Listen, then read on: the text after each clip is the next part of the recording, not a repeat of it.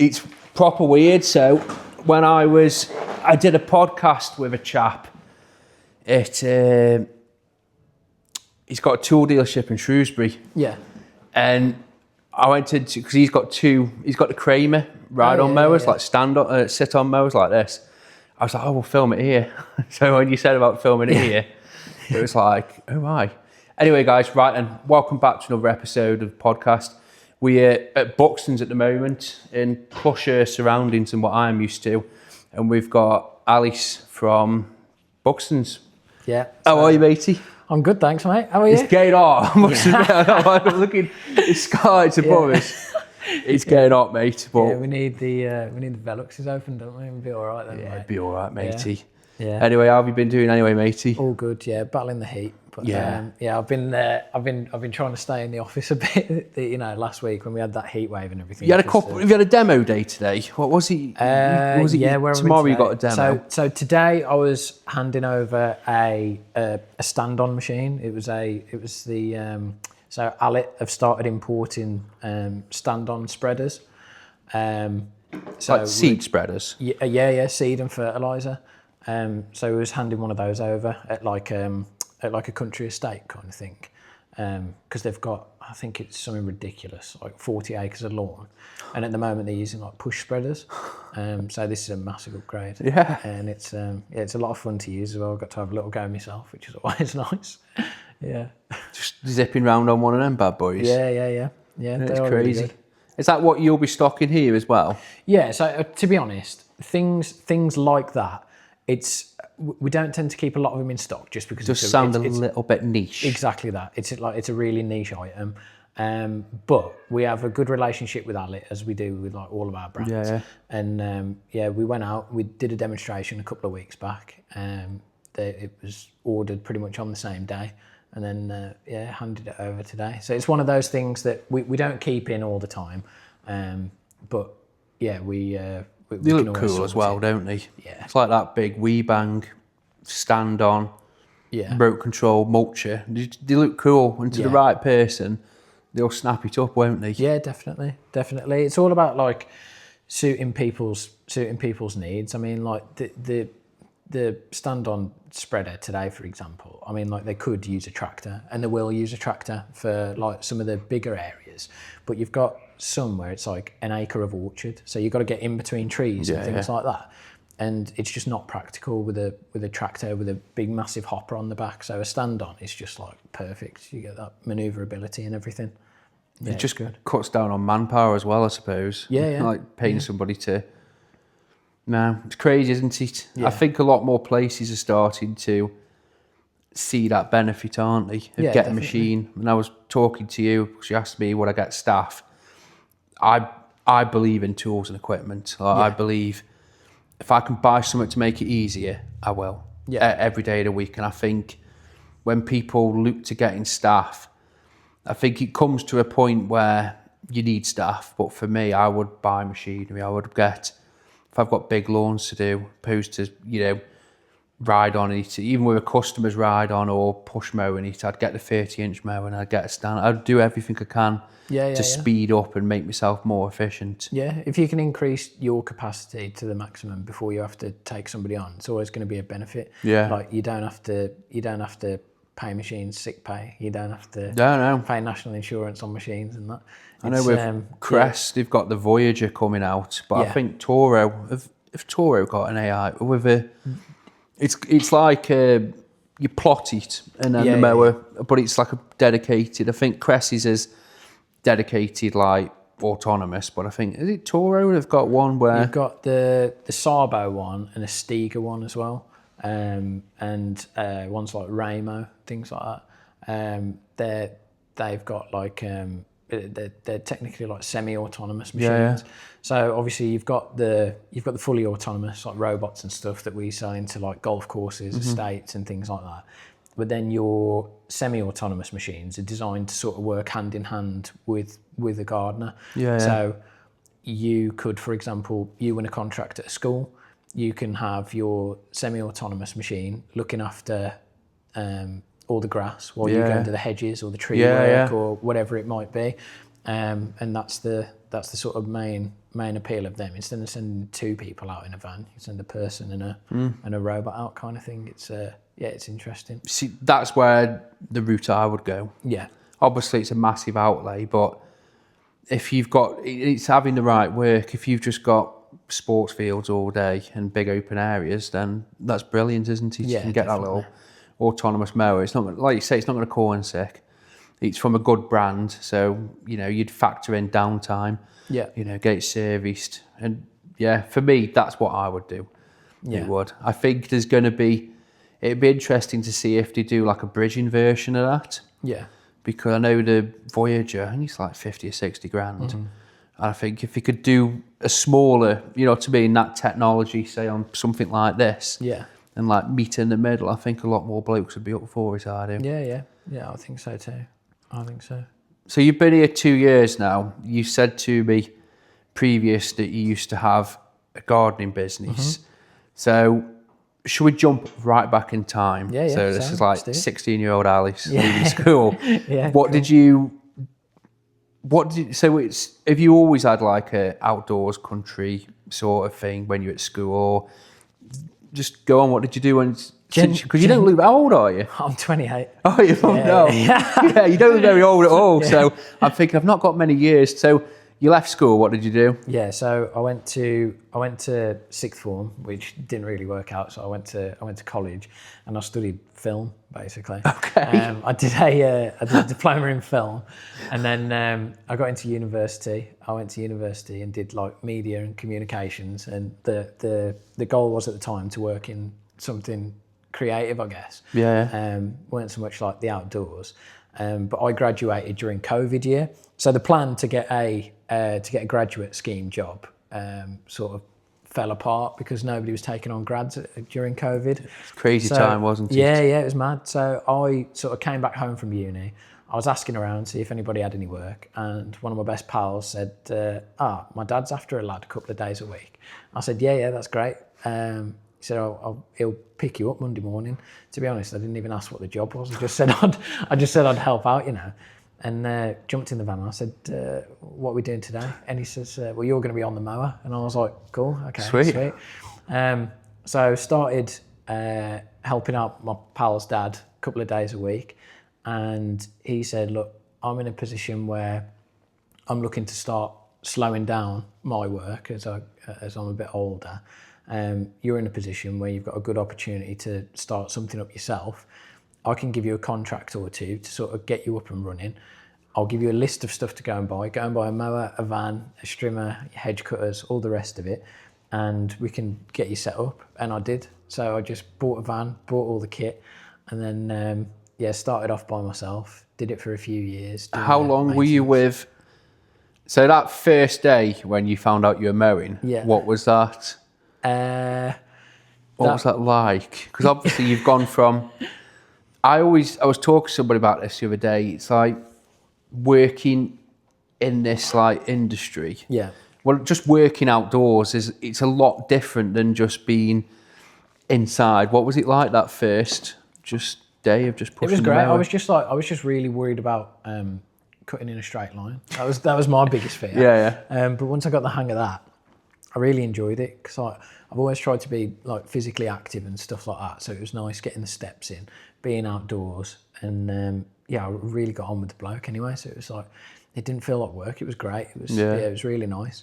It once I set up on my own though, it became a little bit different then because you've got all the stresses. It's all on yourself. When I was just helping out my mate's dad. How long were you with him for? I'd say about 6 or 9 months or so, something like that. And then I sort of set up by myself, and that was scary because I don't feel like I had enough experience at the time to go for it. But I thought, well, it's an opportunity that I don't want to pass up on. So I just went for it. But it's daunting, isn't it? Sort of like setting up by yourself. It's a scary thing to do.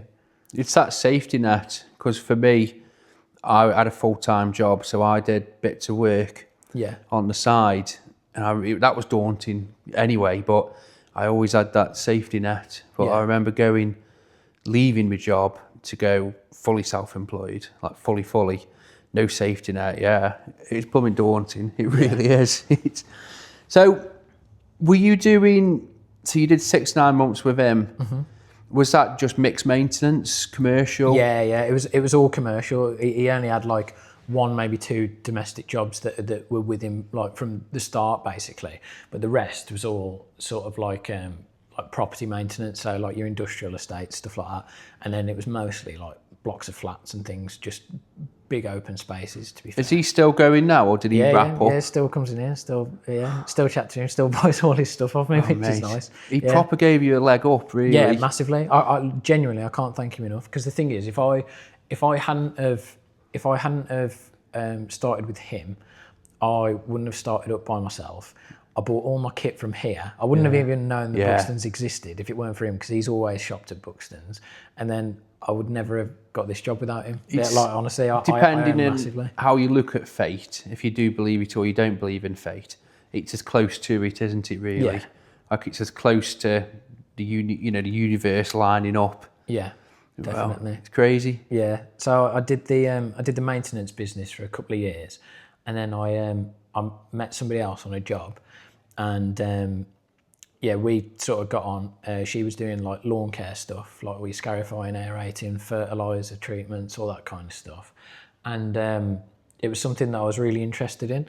So I started asking more and more questions. I'd go with her on like big renovation jobs and things, and we ended up partnering up and starting like a limited company and everything. Yeah. So we ran that for a couple of years, and it was good, mate. It really was. But like, there comes a point where I needed a change. I just sort of couldn't sleep at night. It was stressing me out. We were taking a lot on, and it's all on your head. And I don't think I was ready at the time. So when you left the chap that got you started, mm-hmm. he gave you those contracts. Yeah. So you were commercial. Yeah. To pad that out, did you look for other commercial work, or did you have to jump into the residential? So I did both. It was sort of split 50-50. I'd probably do 2 days a week commercial and then 3 days a week domestic, usually. What was that like? Because I do bits of commercial work, and I do mainly residential. Commercial, it's very hands off to an extent. Mm-hmm. Very, you know what you need to do. As long as it's more on you, because it's got to be done. You've got the responsibility, and it's almost a completely different set of everything, isn't it? It's different standard, commercial standard to a residential standard, different payment terms. But then you were going to like Mrs. Such and Such. What was that like? Was that the? Yeah, was it eye-opening? But it both has its like pros and cons. But the thing is, even with the commercial work, you still can't get away from Mrs. Jones, etc. Because even though your gaffer is technically the property maintenance, like the management company or whatever, you've still got residents in those flats that know how they want the hedges cutted. You've got to go out and cut the grass to a spec that you've been supplied, but you've also got people who live there, basically, who have their own like way of doing things, so it is difficult. And like you say, you mentioned the payment terms and things there. Your cash flow is more difficult, but then again, you can charge more money for commercial work than you can with the residential stuff. So it's all swings and roundabouts, and it sort of balances itself out. I didn't really have much of a preference one over the other. If anything, possibly the commercial work, because you'd be at one site for a lot longer. Yeah. So one site, you might be there for half a day or a full day, and that's nice, not having to constantly load the van back up, unload it again when you're travelling between jobs. It's nice sort of having a base for the day, really. I think what people underestimate with, especially going from residential to commercial, is like the payment window, the payment terms. Yeah. And I think you've got to have good cash flow, or you've got to have savings, or you've got to have some residential to, when you're waiting those 28 days or 14 days, you've got to be able to sort of bankroll that to a certain extent. Yeah. How did you find, so when you were on your own, how did you look for those customers to pad out your time? A lot of it was just like advertising on Facebook and stuff like that, and then doing leaflet drops. How many did you do? Say again, sorry. How many leaflets did you drop? It was like thousands at a time, to be fair. Yeah. Did you do them or did you get like Royal Mail? We did a bit of both. I do some myself, more so for like the housing estate that I was living on. Yeah. Just targeted, like 5 up, 5 down from a customer. Yeah, exactly. And then I'd also use I can't remember the name of the service now. I'd give him a shout out. Like door to door. Yeah, I was using door to door for like canvassing. Do you remember like the hit rates? Yeah, about 1% was awful. Oh, so, yeah. That, to be fair, they say that's standard. Yeah. But it's so soul destroying. But they always say that in theory they should be good customers. Yeah. In theory. Yeah. Yeah. Do you know the best sort of lead generation that we ever did was actually like something a bit out of the box. So this was when we moved into the lawn care sector rather than maintenance. I emailed a load of like garden centres in the area, and I asked if I could put on a free like lawn care seminar for people. So what I'd do is I'd have a stand with like a pull-up banner, loads of fertilisers and stuff like that, and I'd have a big sign that says, "Ask me anything about your lawn." So people would come in, I'd greet them as they come into the garden centre or whatever. I'd say, have a walk round, have a think, and if there's anything up with your lawn, come and ask me about it. I'll tell you how to fix it. I don't want to sell you anything. I just want to fix it. So people would come in and say, oh, I've got mossy patches, or like certain bits aren't growing, or they'd show me photos or whatever. And what I'd do is I'd tell you exactly how to fix it, but then people would want me to do it rather than them doing it. Because it's like, right, okay, well, you need to aerate that, or you need to scarify that. They don't have an aerator or a scarifier. They don't want to hire one. It is genuinely like easier for them to get a company to do it, which was me. And I found that the hit rate with that was way better. And you've already made that face-to-face contact. You've broken it, haven't you? You've got that initial thing. Yeah, you've started establishing a relationship with the customer there, which is something you can't. It's really difficult to get your personality across and how you operate as a business and a person through a leaflet. Yeah, it's easier with social media, like what you were doing with all the content and everything. That's good because people are already familiar with who you are, which is half the battle, really. Yeah. People got to trust you. That's it. I always say when people trust you, they leave you alone. Yeah. They won't question it. Mm-hmm. If you suggest something, or there would never be an issue. If they trust you, there'll never be an issue. I had a chap the other day where he said, I've been battling weeds on his patio. It's like, it's doing me and my missus were constantly out there doing it. And I says, well, suggested about weed killer, but his main issue was, I think he'd had his drive power washed and did not sanded. Yeah. And so obviously there's great big like gaps everywhere. I says, well, whatever's landing on it, it's getting straight down to like the soil. Well, it's not soil, but over time it gets a little bit more nutrient rich than sand. I said, I think if you just get some kiln dried sand, spread that down. I says, it won't fix it, but it will stop it happening as much. And I could see it cogging in his head. I was like, he's like, well, where do I get that from? I'm like, anywhere, B&Q, there's a place near to me. He's like, could you do it? And I'm like, yeah, I can. So I gave him the price. Like, he's like, yeah, it's fine. But it's just literally opening a bag of sand, pouring it, and then just brushing it in. I said, well, it's time consuming. So I gave him my price, which for anybody else thinking you're going to charge that much just for putting sand down. But that's what it's cost for me, and he doesn't want to do it himself. Do you think, like, with you doing like these like demos of like lawn care and stuff, it's like another universe of like getting you here? How do you mean? Well, like you're selling stuff to people, aren't you? You're selling yourself to people, and then you're here, or you're going out and doing demo days where you're standing in front of 30 blokes for like a National Trust property saying, here's a still to one buy this. It's all like leading on to it. Yeah, definitely. Yeah. I think we, like, I mentioned it to you earlier, but I think I think you're selling all the time, whether you know it or not. And then what I do now is just a slightly bigger scale to what I was doing before. But all of the people who I've interviewed and the big like solo bands that are doing the good turnover, they've hit VAT registration, they're just by themselves. You know, I'm not calling anybody out but all of my data pool, they've all been approachable, chatty, like affable, you know, guys. They're not like a personality. They're not like a cutout. Yeah. They've all like got their own individual personality, but you're just nice blokes. Do you know what I mean? Yeah, they're just, of course. No, they're not like snake oil salesmen. They're just nice people. I genuinely think just having that ability can get you so much further. Definitely. So you were doing the lawn care treatments. You'd met up with this like business partner, this lady. How long were you working with her? I think it was about 2 years or so. Yeah, it was 2 years or so. Did you still keep doing the maintenance, the commercial? A little bit, yeah. We sort of like tapered it down, and then it got to a point where I'd given up all of my domestic work. Yeah. And it was just like the commercial contracts and then the lawn care.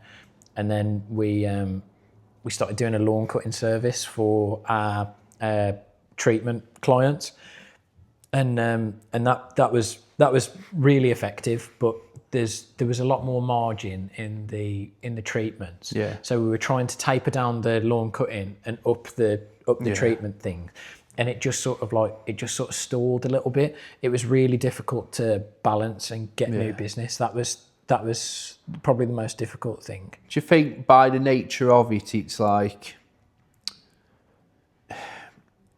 I've got customers that have lawn treatments and they pay someone, and like no offense to them, it's like the lawn looks good, but it's not like whether they've just got wrong people. Yeah, it's not.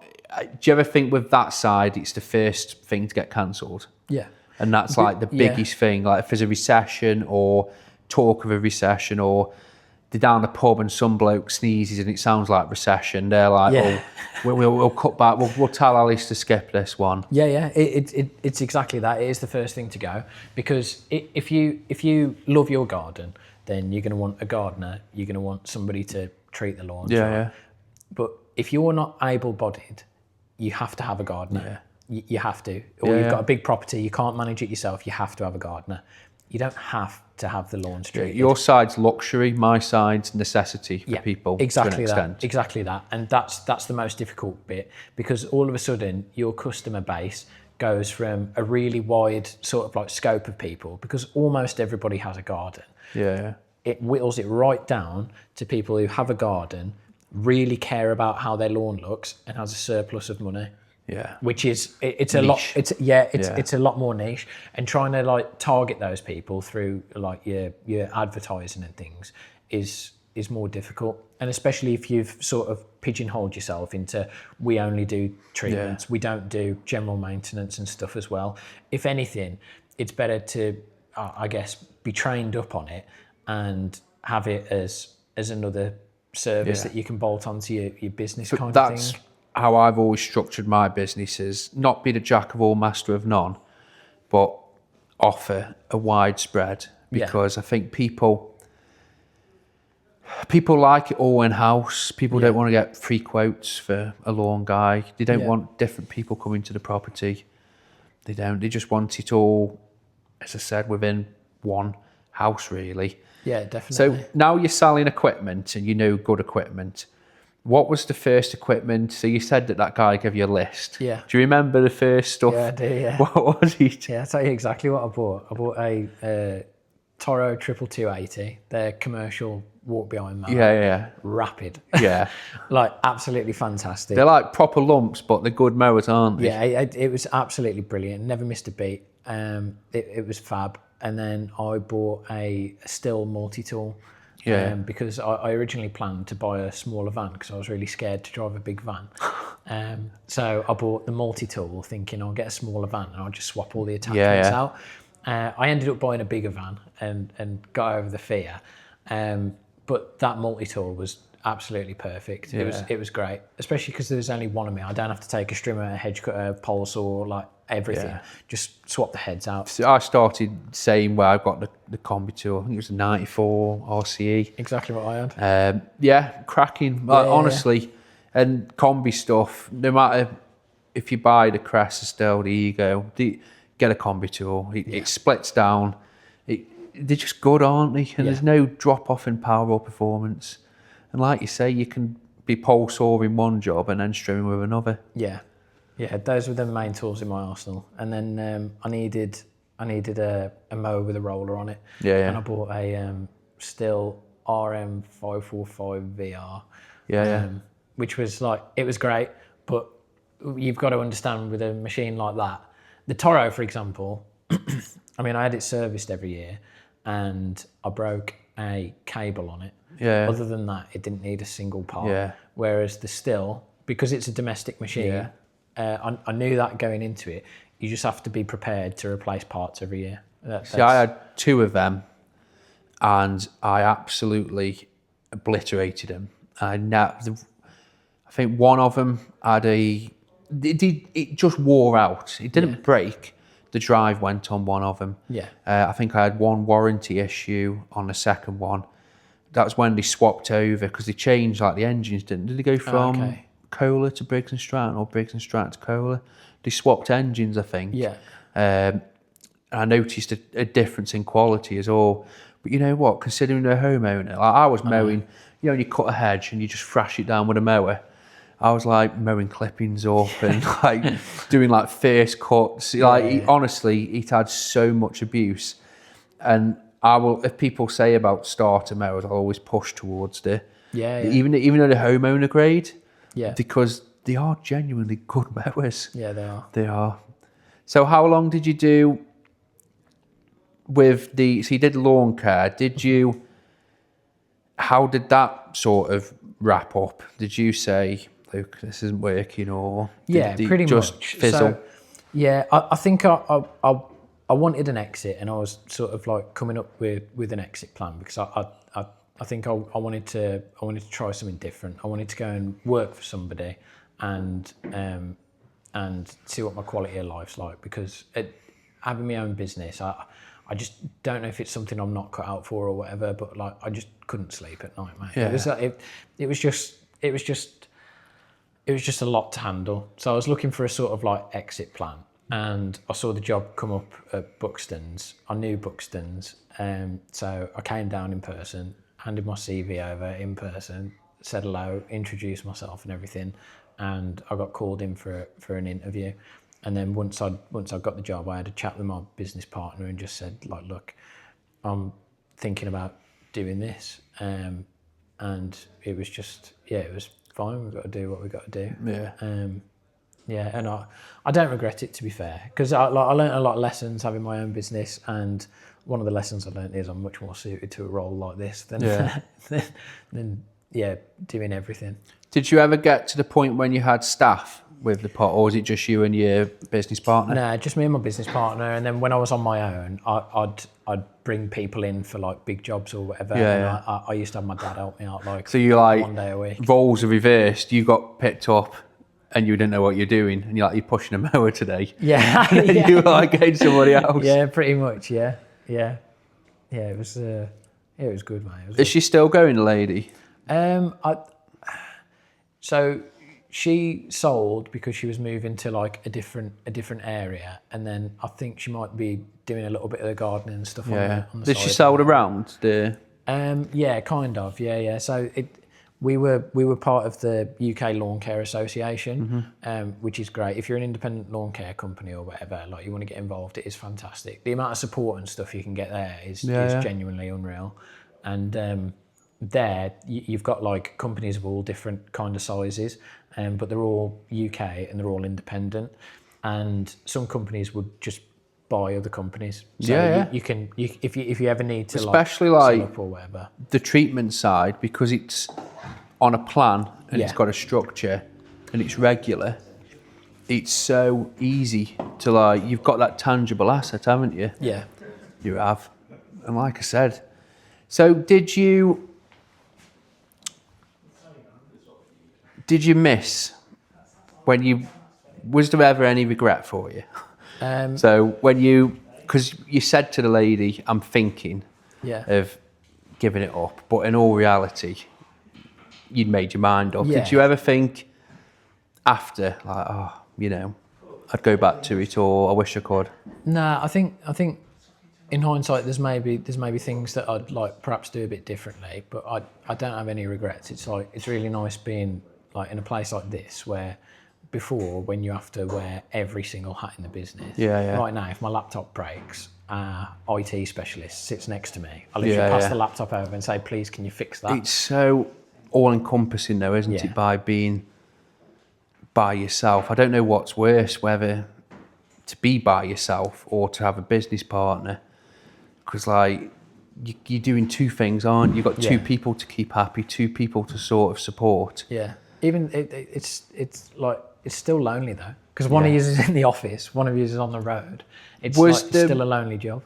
Was the workflow split? Like, how did you? Because it's like, when you really think, it's not just, I'll do a treatments today, you do the office. It's like, well, who's bringing the customer side in? Who's going to fix the tools?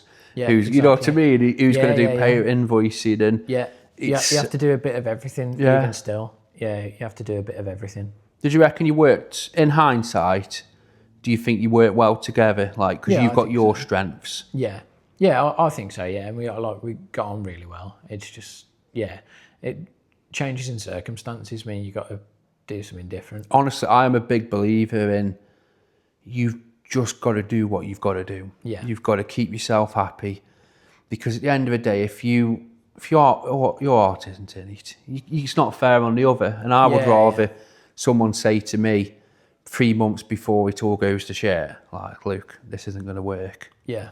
Do you think with knowing what you do now, do you reckon if you was to do it again, it would be different, or do you think it would lead back to this now? Good question. I think it would be different, yeah, because now I know what I know. I think the kit side of things would have a massive effect. So I'm a big believer in sort of making your dealer your friend. Yeah. And asking for advice. Yeah. And having a chat with like your sales reps and stuff like that, and building that relationship. Because when I used to use Buxtons before, I literally used to come in, buy 2-stroke oil and leave. That was it. Whereas what I should have been doing was saying, look, I'm thinking about taking on this contract. What will I need? What's it going to cost me? Do you do finance? All that kind of stuff. And we could have grown the business more sustainably, rather than we can't take that on because it's too big a job and we don't have the kit yet. Whereas if I'd have spoken to a rep here, found a machine that would have been the right fit, we could have financed it and then worked it into the price of the contract and stuff like that. But it was just being sort of like young and a bit naive, I guess. It's what you don't know. Yeah. And it's like for me, if a contract come up and they said, we're thinking of, you're thinking of tendering for it, you're thinking of putting in for it, it's such a crucial step to network and to talk, because that's why I say about going to like Grounds Fest or like any sort of tool fair. You can see what kit you've got, and I don't want to bring it onto, because it is Buxtons themed, this podcast, to an extent, but the tool dealers near to me, and I'm not calling them out, they say themselves, for some reason, they don't stock commercial gear. So they've got Ego still, but nothing commercial off that range. Yeah. They've got nothing commercial like this. So you imagine if that's your only data pool and you've got a contract with a council where they want acreage doing. Yeah. It is. And also, it's like speaking to you guys, it's like lead time. You imagine if you've got your heart set on a stander. Yeah. And it's like, we 3 weeks turnaround on that and your contract starts in 2. Yeah.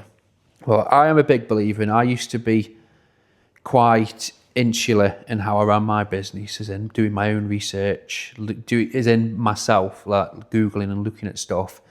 But whether it's with doing the YouTube and the socials, but talking to people, meeting people, it does help. It really, really does help. And I think, especially dealers like this, it's an asset. It is. You've got other people, and people will give advice freely. And if something's not working or something's working right, they're more likely to tell people that, aren't they? Yeah, definitely. And the beauty is like having that relationship. You can try stuff out.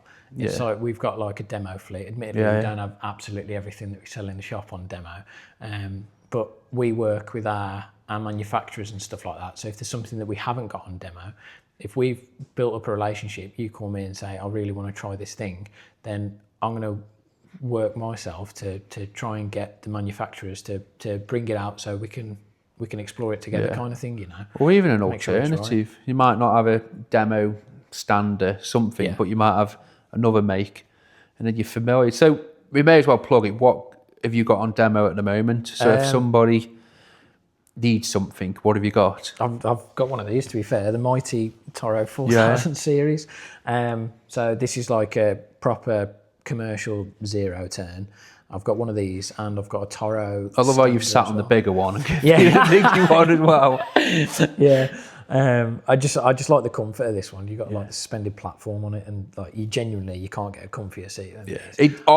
To me, I don't know much about this. Isn't my side, but it does look a nice piece of equipment. Yeah, if it was up to me, I'd have my laptop here and I'd work from this zero turn every day just because it's that comfy.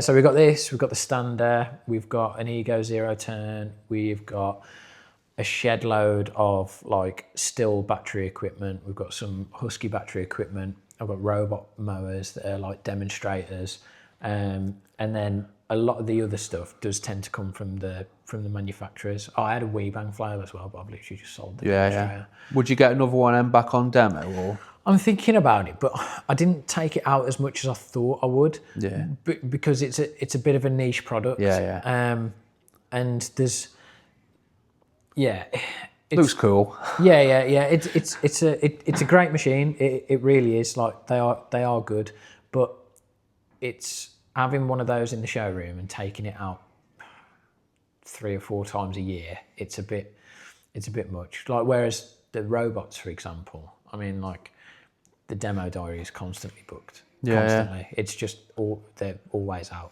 I was speaking to another dealer near to me, and he was saying that the robot mowers are just that's his business at the moment. Yeah. Literally, it's just fitting them, installing them, looking after them. Yeah. It's just that's it for him. I think that's his direction now. Yeah. It is. Just how many of the zero turns from Ego? Yeah. Just how many to like the big commercial guys, or? Yeah.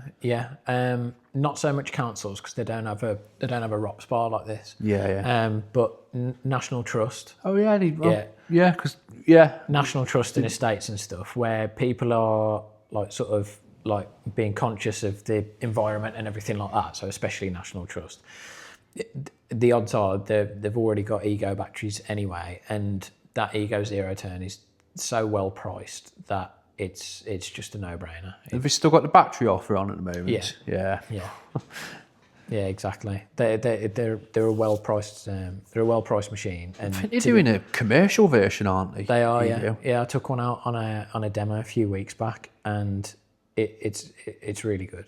It really is. It's got huge batteries, so your run time is just exponentially more. But yeah, I was really surprised because those Ego zero turns are technically a domestic machine, but like we've got them in National Trusts and contractors and stuff like that, and they're bomb proof, honestly. Yeah. Really bloke I know, he's got one. He bought it. I keep saying to him, like, how is it? He's like, really good. Yeah. He said, I'm cool. Yeah. Well, there's not much to go wrong with them, really. It's like you've got motors for the wheels, motors for the deck. It's about it, really. Yeah. It's not overly complicated. You've got a wiring loom and like batteries. It's the only thing I found with cordless is anything petrol gives you warning signs. With cordless, it just stops. Yeah, true. But with all the cordless gear I've had, I think I had a magnet, so the 130, the little still combi, had one of the magnets delaminated, And other than that, it's just been wear-related issues. There's been no failures. Yeah. And at least with the cordless gear, most of the time you can plug it in and see what's up with it, diagnose everything. Have you noticed more guys from the commercial side coming in and buying more cordless gear? Yeah, massively, because people are putting the infrastructure and stuff in their vans and that now. I think when batteries sort of first came about, and when I was starting up, and like around the same time you were starting up, battery was sort of like frowned upon. Like it's not as good as petrol, etc. I think these days there's almost no argument. It's as good as petrol. It's just have you got the facilities for charging, etc., or have you got the cash in hand to sort of fork out for the outlay, the initial outlay? It's battery management, isn't it? Yeah. I always think if someone's like for you when you first started doing council sites, how many batteries would you need to, even if the batteries were here now, what you've got. So let's say like because you got like the Ego, you know what I mean? Yeah. You'd have to get the ride on. 6, but how many batteries do you take? Is it 6 or 4? It can take 6. Comes with 4. So you'd probably have 6 batteries on that, but then you'd probably, for your sort of comfort, you'd need 4. So it's 10 batteries. Yeah. It's a big outlay. It is. So it'd be cheaper to get that Toro mower. Yeah. And a petrol strimmer. Yeah. But like for me doing mixed maintenance, where there's some days where I could use, so with the Kress stuff, I use their backpack battery, the red one. I'll get 10 lawns out of one of them batteries. Yeah. And I use 2 of the nano packs. So they're like the equivalent to like the AP300. Yeah. And I'll get a full day of just trimming and, just whipping around the edges. So the outlay is different for my business than, say, somebody else's. Yeah. And I think that's where people fall down, where they buy a cordless trimmer and expect they'll get all day, or they'll get, a couple of jobs, and it just doesn't work. Or they try and convert the whole fleet at once. That's never a good idea. It's too much. But like my thing is, right, I know that the outlay on battery equipment is more than you'd be paying for a petrol equivalent, because you've got to buy the batteries. But if you came into Buxtons and I sold you a 5-litre fuel can, and I said, Sam, this fuel can is £300, but every time you fill it to the brim with fuel, it's going to cost you 3 pence. Yeah. You'd snatch my hand off. Yeah. And that's what a battery is. It's just you're buying your fuel up front, and you're buying your magic petrol can that only costs 3p to fill up. I've got still batteries, so they used to be all black years ago. I've got one of them, and it's still going. Still holds charge, still works. Yeah. And that's like 9-10 years old. So that's another thing. Battery will break. Some do, but if you buy like the still ones, no issues at all. It's like the Kress rate, 8 years warranty on the battery. Yeah. So you're going to get 8 years of 3p charging, potentially, with electric. Yeah. You've got to have the right system. You've got to have the right jobs. You've got to have the right outlay.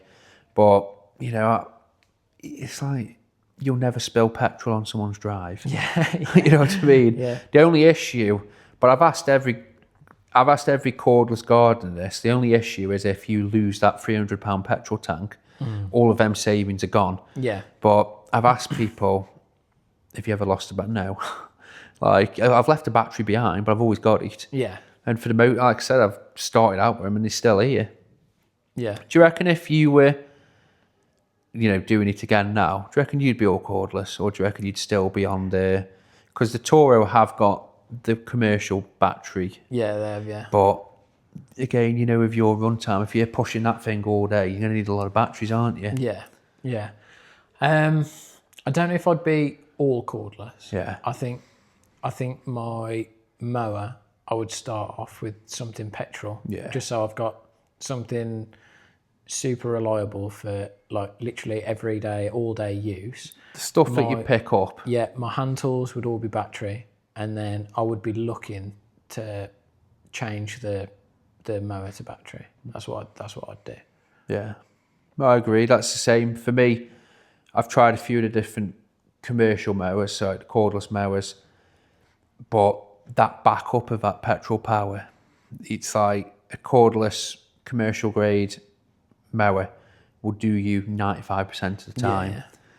But that 5%, that's when you need the little extra oomph of the petrol. Yeah.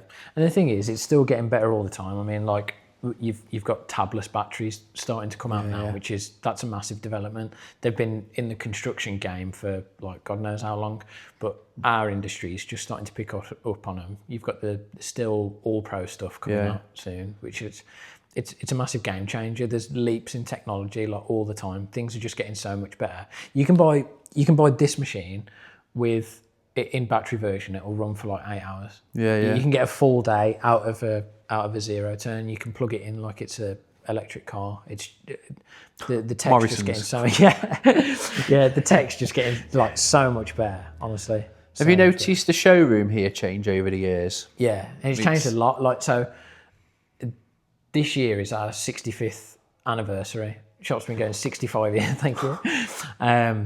And it's changed a lot over the years. So this where we're sitting in this commercial area, that's fairly new. We've got some we've got some old photos of what it used to look like. But Didn't it used to be down the road? No, it's a different shop, that is. But it used to be like a really small place. It was just one bloke fixing chainsaws basically. So it's changed loads, and even since I've been here, we like to change it. We like to change everything round. And I think we'll end up doing another sort of showroom overhaul soon because everything's getting a bit tired. You got to keep things. Got to keep things fresh. I've always said, and this isn't a disservice to other dealers, but there's always better. Like you know what I mean. You can always find better, but this is the best I've found. Thank you, mate. Like in my area, you know what I mean. There might be someone who says, "Oh, there's one in Devon that's way bigger and way better," but it's in Devon, or it's in Scotland, or you know what I mean, America. Yeah. But I think what you're doing here is good. The only issue, like, I think people think when you talk about cordless, it's like they're getting pushed into it. But I do think, I think in 5 years' time, I think the petrol's, I think for you guys, there won't be any entry level petrol. It'll just be the big boy, you know, like the council, you know, brush cutters. I think there'll be more, I think it'll be 3/4 cordless here. Yeah. But another thing with stuff as well, we said about this before a chat. It's like, for me, I've still got the BG 86 handheld blower. Yeah. I reckon that's 10-year-old now. I reckon that is the same blower that's on. I reckon it's the same, like same power, same performance, same build. But I've got my first handheld cordless blower, and I've got the latest one from still, and the night and day. And that's one of the things I love about the cordless stuff is when it comes time to upgrade, you're not just replacing it, you are upgrading. You're getting more power. And I love tools. Like I enjoy using stuff, and I enjoy, it's like for me, I've replaced the still stuff twice. It still works, but I wanted to get more power. I wanted to get more run time. And for me, it's just, that's what I like about cordless. Is there any plans to, like you said, new showroom? Well, not new showroom, just a bit of paint or something. Yeah. Have you got any plans for more product lines here? It's a tricky thing, like the amount of product lines you keep, because you want to be able to give each brand enough attention. And sometimes I find that you can get customers that all have just like decision fatigue because there's too many options. And there is an argument for having the smallest product line possible, or going like you see a couple of dealers now that are starting up as like one brand franchises and just looking after one brand that does everything. And that's great, and it keeps things simple. But then again, you have a lot of people come in and ask for stuff that you haven't got, or they want that choice and they want to be able to compare models. So it's a constant balancing act. I think with the arborist side of the business, you have to have all the brands, and we do pretty much. I don't know nothing about that. Like you were saying about them carabiners at like 300 quid. Like what? I know nothing about it. The closest I got is when I bought that helmet. I just strayed onto that side.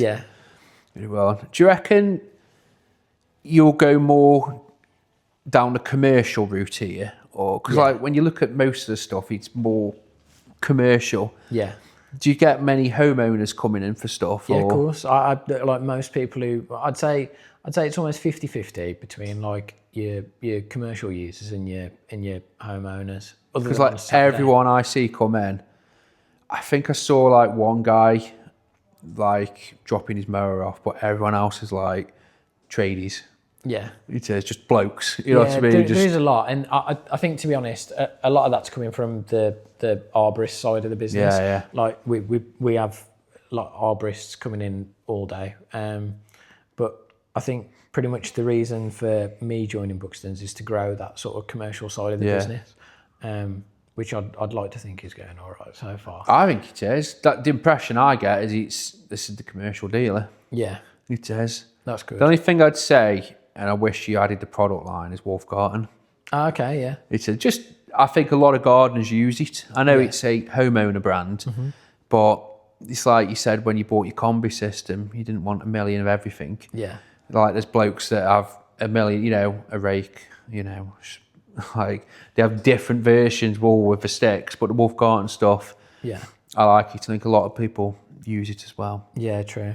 Yeah. Nice little neat little Wolf Garden, Yeah, shove it in the corner, like a little backlight on it. Yeah. But other than that, you're grasping at straws, aren't you, as to say what to improve it? Because in an ideal world, it's like if you said, we'll get more stuff in, it is that fatigue. It's like, I want to chip it, but I'm like, what's a chipper? Isn't it? It's like, it's hard, and if whoever you ask will give you a different. It's like, wow, have one of these. Oh, well, which one? Yeah, definitely. The Elite stuff looks pretty tidy though, doesn't it? Yeah, it's really smart. It sort of it fits a perfect gap, to be fair, because you'll have people, say like yourself, doing the general maintenance and that.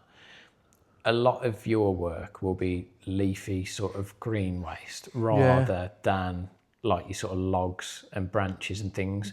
So logs and branches are perfectly fine going through a chipper, but if you want to put leafy stuff through a chipper, it's going to struggle. Yeah. You have to mix it in with like the dry, like hard stuff. Yeah. Whereas those shredders are absolutely perfect for like someone like yourself, where you're doing a big hedge reduction or something like that. You put it through the shredder, and all of a sudden, that 3 ton bags of waste that you've got to take to the tip is now 1 ton bag or even less. It's efficiency. Yeah. I've got a little Hansa chipper, a little C7. Yeah. And the reason I bought that is it can cope, because it's like the flywheel. It can cope with brashy stuff, but you can't do all brashy stuff. You know what I mean? Yeah. I'm looking at one of the little minor 4S's because, it's fixed steel, it's Honda engine, you know what I mean? It's like, I'm looking at getting one of them for like almost summer reductions and then winter reductions for like the chipper, basically when the leaves fall off it. Yeah. It is. But no, like I said, I think you've got a good product line. I think you're clutching at straws. It's Wolf Garden, maybe a coffee machine. We've got one. You got one? Yeah. I can't really think. Oh, a dog. Where's the dog today? We've got 2. You got 2? Yeah. No dogs today. Yeah. Like, come on, get them back. Honestly, I can't think. I'm not. The point is to interview you and your story, but at the same time, by de facto, with Buxtons, what you're doing, I can't think of, to me, it's everything's going well. It's really difficult for me to like separate myself from Buxtons as well, because it's like, it's a family business and everyone's sort of like, like, I know it's cringe, but it really does feel like a family here. Like everyone's dead sound, everyone gets on so well, and we all sort of like look after each other. It's usually me that does a lot of the talking style stuff, like podcast. We'll get Ellis on that. But yeah, I'd like to think that that was when you were at the garden centres. Yeah. Like preening over all the old people. I can't do that. Yeah, but I'd like to sort of think that, I don't know, I sort of carry the Buxtons mantra and the Buxtons mentality for everyone, I guess. Yeah, I think so. I've not spoken to anybody that's had a bad experience. I speak to people. Like, 'cause this was new to me. I'm like, I found this dealer called Buxtons. Like, I've been doing years. We've been going there. You know what I mean? Yeah. And I think that's what you want. I think it's where people, it's like everything's online, But I know you guys deliver, but it's like, I think if you're ordering, you want that in-person thing, I think. Yeah. And I think it's all right ordering, I don't know, like a handheld blower from Still. You know what you're getting. Plug it in, don't you? Like, there's probably a price point on what you'd want to spend and get it delivered. But just building that little bit of rapport, coming into and seeing it, and also just talking and getting advice, you know, saying to you guys, like, for me, I know nothing about this, but if I had a contract come up or somebody offered a job where I needed something like this, I'd be asking you, I'd be asking other people in the industry, you know, would this work for me? Because like, I just look at, it's got a bigger deck, that'll be fine. Yeah. It says, do you sound more, we'll finish up in a bit, but there's like trends, I think, and I think the trends at the moment is like 30-inch mowers. Okay. There's more of them coming out. Have you noticed that you sell? Do you stock Time Masters, Turf Masters? Yeah. Do you sell many of them? It's a few a year. It's not as many as you would think. Because a lot of the time you see like a bit of a buzz about these things online, and it's easy to imagine that, like, you know, they're flying off the shelves in the dealership. Yeah. There's 50% time saving. Yeah. There's a steady flow of it, but if you want the truth, like, I think they're fantastic pieces of kit, and for the right person, they are perfect. Yeah. But for some people, they're just too heavy, or they're too big to fit in the van. Simple as that. Well, and they'd prefer to use like a 20-inch or a 22-inch. I paced out the WeBang one, and it's 7 foot. So your tiles are 1-foot tiles, 7 tiles by 4 foot. So it's a big, you know what I mean? Like, I think if I had nothing in my van, it would take up the van, if you get what I mean.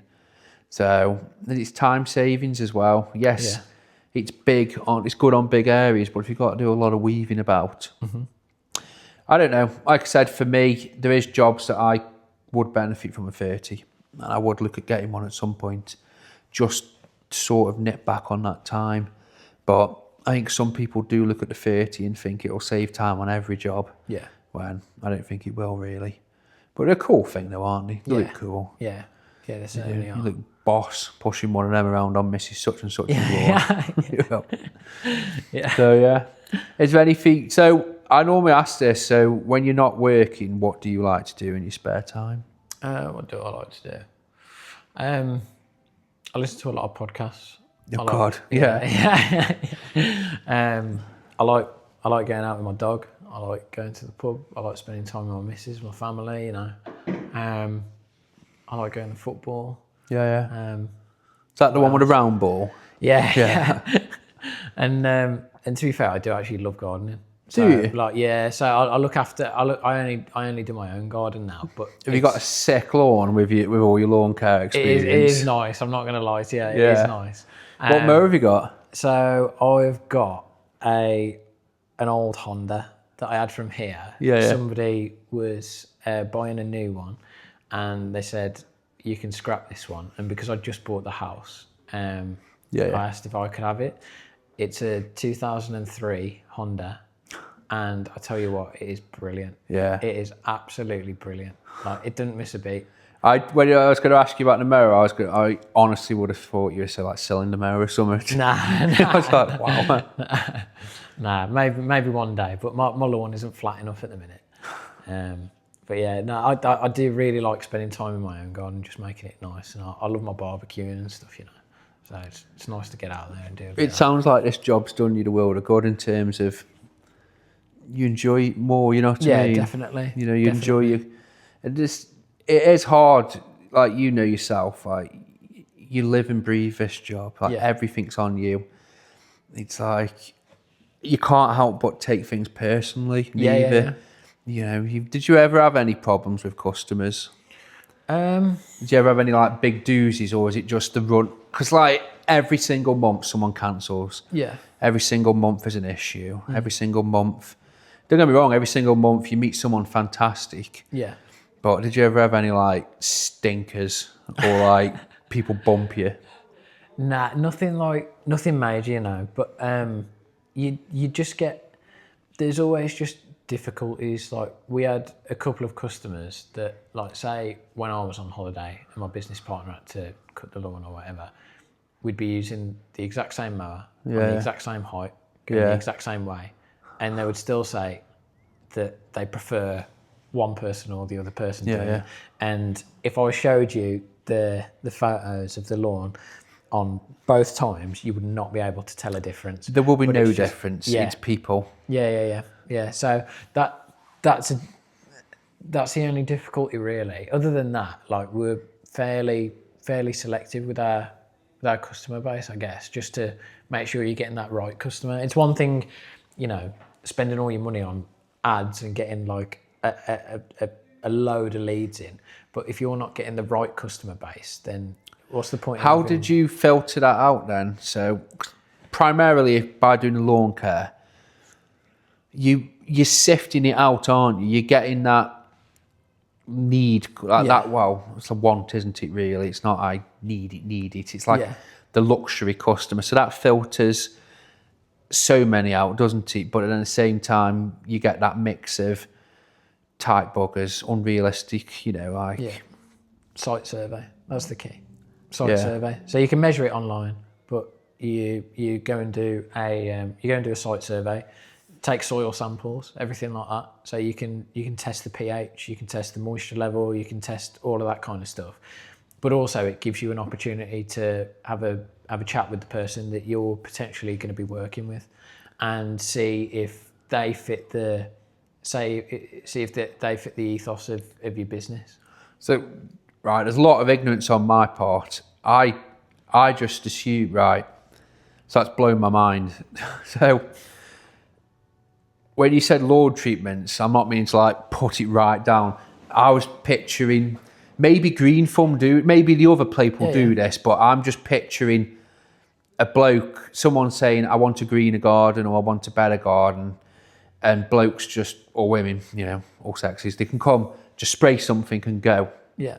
Is that the norm with, because I've got customers where they say, yeah, I've had somebody come and start treating the lawns. They've never said to me, like, oh yeah, he's done this and this. It's just like, yeah, he come and he was only about 10 minutes. He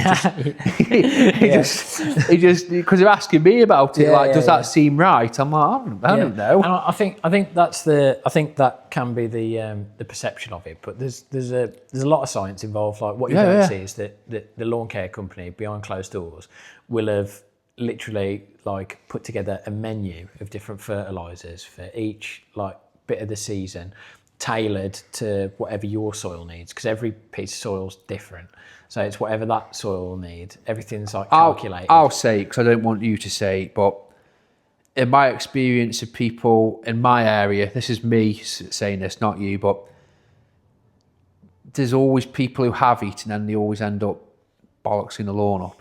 It's like, so I had customers where they've had stuff sprayed down and the lawn just grows but then it looks terrible for like, it looks great for like a month, but then it looks terrible. Yeah. Or like they'll spray stuff just to kill stuff off, but the lawn just takes months and months. Or there might be just dead zones in it and they're saying to me, what's happened? I'm like, I don't know, I'm not the guy. Like I can, like the lawn treatment side, you need to keep up with it, because if you're just giving something a big hit. Yeah. But no, I never knew that. I genuinely never knew that. And I can see why, and I can see if it is done right, it is a luxury service. It is. Definitely. Do you find did you charge for that, like soil testing? And no. That's all free. Yeah. So measure up, go around, take soil samples, and start putting together like a plan of action, basically. Did you tell customers any of that feedback, or was that kept within yourself? No, so they'd get a report after every visit. So say on the first visit, we look and they've got like 75% thatch. Or 75% compaction. Would you take like a plug? Or moss or whatever, After each visit, we'd do the same thing again, take a sample or take a look, update it and send it back to the customer. Admittedly, I reckon about 5% of the customers would actually read it, Most people just look out the window and go, does it look nice yet? Sound, I'm happy. You see, I would, because I'm paying for that service and I'd see the benefits. But I can imagine for you, it must be soul destroying doing that for 2 years, taking a mossy lawn and a crap lawn to like actually really good. And then the homeowner's like, you know what, Ellis, it looks quite nice now. Because I suppose if you do, how often do you like once a month, once every 3 months, or? It depends, but like you would average about 5 treatments a year. So if they were like cutting back to like 2, they won't get the same benefit, will they? No, nowhere near. And if you don't do the mechanical work as well, if you're only using the fertilisers and the sprays, you'll see an improvement. If you're not aerating, you're not scarifying and all the rest of it, then it's never going to get right up there. It's so like, I'm not trying to put people off it, but when you really start reading into it, it's such an all or nothing, isn't it?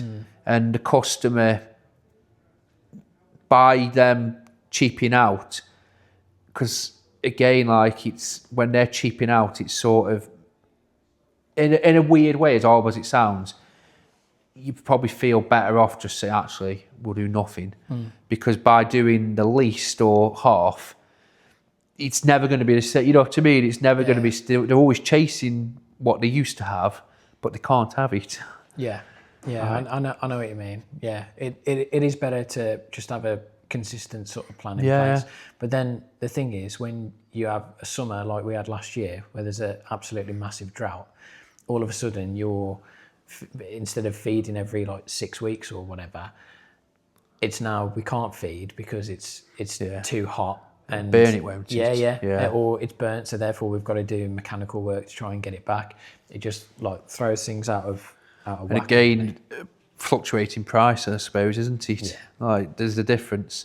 I would turn up at one of my customers' house. He's got a lovely big lawn, and like I said, I'm not a you guy, but we've been putting stuff down on it and keeping on top of it, and I've always been cutting a little bit higher because the weather's a bit. Well, we haven't had any rain really.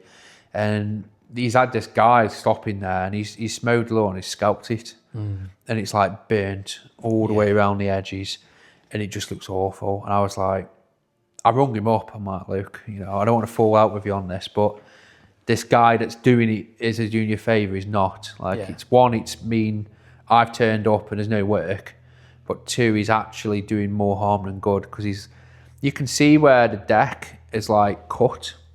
Because it's just so low, and he's just cut into it. It's just awful. But no, I think we'll wrap it up, matey. Is there anything else? I will put Buxtons in the doobly-doo description or anything. Yeah, I will. Wicked. Yeah. Is there anything coming up for Buxtons? Any open days or anything? No, we've got the. We're going to be at the APF this year. What's that? That is the biggest forestry and arb show in the UK. It is massive. Honestly, and where's that at? It's not too far. It's just like the other side of Birmingham. It's I've forgotten the name of the place where it's at now, but we could put it in the bio. We'll file. But yeah, the APF show. Honestly, look it up. It's insane. It's a real eye opener. Even if you're not too involved in like forestry and stuff, it's well worth going down just to have a look. It really is mint. Excuse me. So yeah, we've got that coming up. And then, do you sell there as well? Yes, we do. Yeah. That's the difference. So we basically pick up the entire shop and put it in a field. So we were like a guy coming in and going, that sort of stuff. Yeah. So our marquee is going to be like 60 foot. It's a big old thing. It's a lot of work. It's a lot of work and it's a lot of prep, but it's worth it in the end. Yeah. I suppose that's good for you guys as well because it's exposure, isn't it? Yeah, it's definitely. Like it all feeds into it, doesn't it? Yeah. Are you going to Grounds Fest? Yes. Do you exhibit or just is it like a jolly? Just because it's a week after the APF show, we just wouldn't have chance because we need pretty much all of our staff for the APF, so we haven't got enough time to prep for Grounds Fest. It's maybe one that we'll do next year because the APF's only every other year. Okay. So perhaps we could do Grounds Fest next year. But I myself will be doing a seminar at Grounds Fest, which is Were you? quite cool. Yeah, I'm This looking year? forward to that. Yeah. Oh, sweet. What are you doing? Lawn care? Now I'm going to talk about like the importance of the dealer network and why you should make your dealer your friend, basically. Yeah. Going to do a little something on that. No, fantastic. Yeah, come see us. Come see us at Ground. Honestly, like I said, it's an important asset. It is having something like this. Cheers, Mark. It's all right, mate. We're nearly done. You're all right. Yeah. So anything else to say? We're all done, aren't we? Yeah, no, we're all good, I think. We'll see you at Grounds Fest. Yeah. I've got my eye on the little Harrier, the little Hater Pro 41. Yeah. I missed my stripes. I used to stripe every lawn, and I went from that. Probably look at coming down for one of them at some point. Definitely. I will now. Like I said, as usual, guys, keep on gardening. Thank you for letting us film, and shout out to Toro for comfy seats. No worries. Cheers, Sam. Thank you. Cheers to that. See you in a bit now, then, guys.